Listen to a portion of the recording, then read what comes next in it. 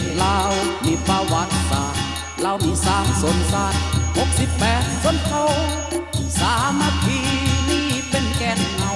มาตั้งแต่ผู้เฒ่าจนฮอดลูกฮอดหลาน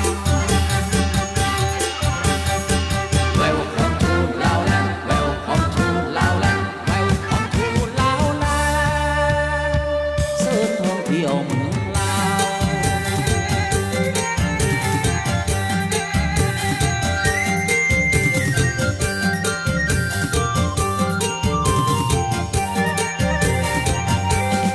องศาลีสุปาเทมีอาณาเขต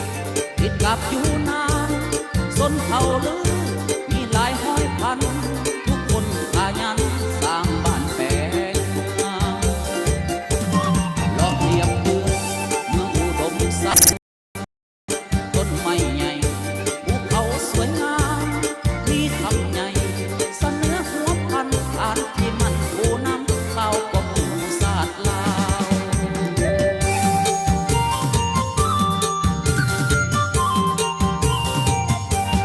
น้ำสะอาดอากาศสดใสมีไห่ใหญ่ให้เล่าขุนเยืองต้นแปดใหญ่เขียวสดเหลืองเหลือง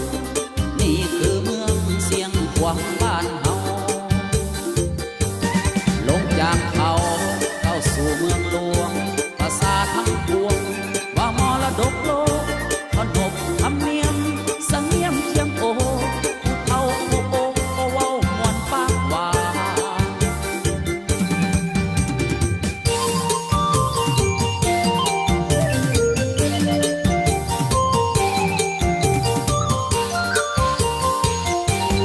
ข้ามไปฝั่ง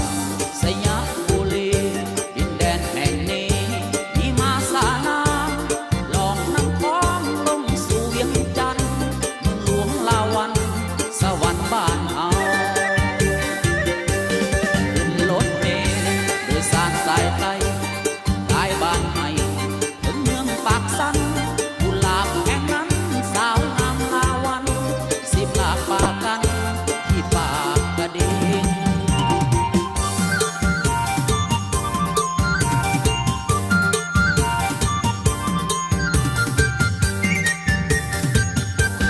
โอ้ท่าแขก